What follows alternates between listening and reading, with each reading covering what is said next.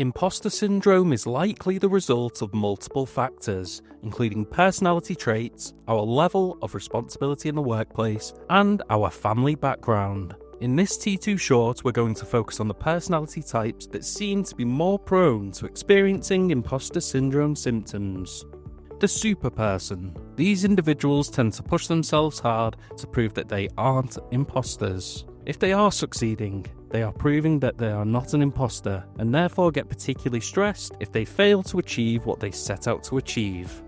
The go-it-alone person. People with this personality trait tend to try and do everything on their own. They might think asking for help is a sign of weakness and accepting defeat, and if they do, it might be obvious that they are a fraud.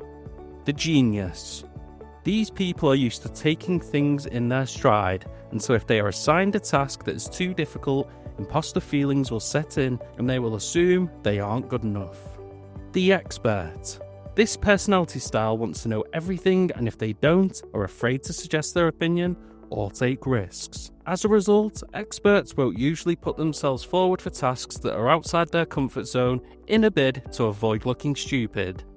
The perfectionist. With perfectionists, it's 100% or nothing at all. There could be one suggested amendment to a 200-page document they have produced, and they would take this as a failed project, therefore leaving them feeling unaccomplished.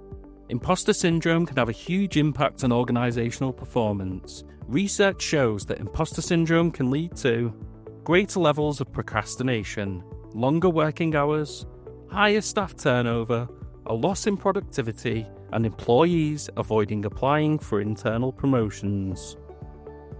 So, what can organisational leaders do to help their employees who are suffering from imposter syndrome? Foster psychological safety.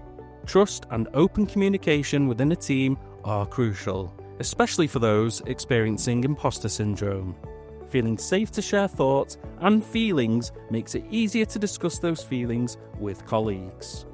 Overwhelm and lack of support exacerbate imposter syndrome. Leaders should prioritise employee well-being, recognising its link to performance. Mindful workload management and demonstrating value and understanding improve mental health and drive positive outcomes. Recognise people's accomplishments. Shift your focus from inherent abilities to individual efforts.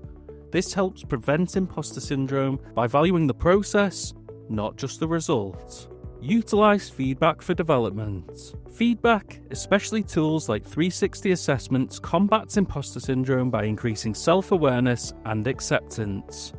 Leaders should encourage regular feedback to minimise the impact of those feelings. Create a culture of inclusion. Similar to psychological safety, inclusive environments where candid conversations are encouraged and mistakes are seen as learning opportunities reduce imposter syndrome. Ground rules like equal speaking time and no interruptions promote inclusion and make team members feel valued and heard. In summary, imposter syndrome is extremely prevalent in UK workplaces and organisations. As leaders, being aware of those most prone to imposter syndrome and knowing ways in which you can help reduce its effects will lead to a more productive, engaging, and positive working environment.